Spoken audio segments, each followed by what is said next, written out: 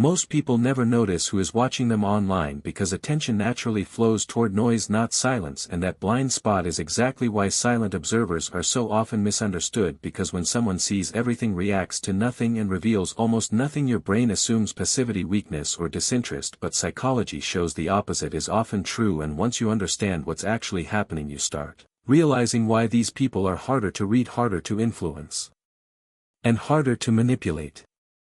The truth is, watching without revealing is not accidental behavior, it's a psychological position, and research shows it's often linked to higher self-awareness, emotional regulation, and social intelligence, because when someone doesn't rush to react, post, or perform, they are operating from observation instead of validation, and your brain usually confuses quiet with absence, when in reality silence is often presence without display. Psychology explains this through a concept called information asymmetry, which means when one person knows more than they reveal, they hold subtle power, because humans feel most comfortable when information feels balanced and predictable. But the silent observer breaks that balance. They see patterns, reactions, habits, insecurities without exposing their own, which gives them an internal map of people without handing out their own. And this is why people feel slightly uneasy around someone who knows but doesn't share.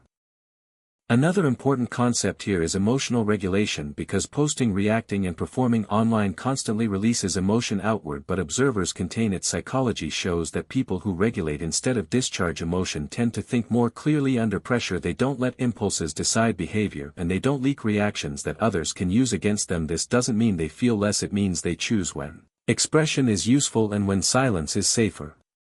There is also a deep connection to identity security, because when someone knows who they are, they don't need to signal it repeatedly. Your brain usually seeks identity confirmation through reactions, feedback, and engagement, but when that need is low, behavior becomes quieter. Research links this to internal validation, which means worth is generated internally, not outsourced socially, and this is why silent observers rarely overexplain, overshare, or seek reassurance. They don't need external proof to feel solid. Social psychology also explains this through the observer effect. People behave differently when they know they're being watched, but silent observers remove themselves from performance, which allows them to see people unfiltered. They notice contradictions, tone shifts, ego patterns, and power plays, because they're not busy managing their own image, and over time this builds a kind of social clarity that loud participation often destroys.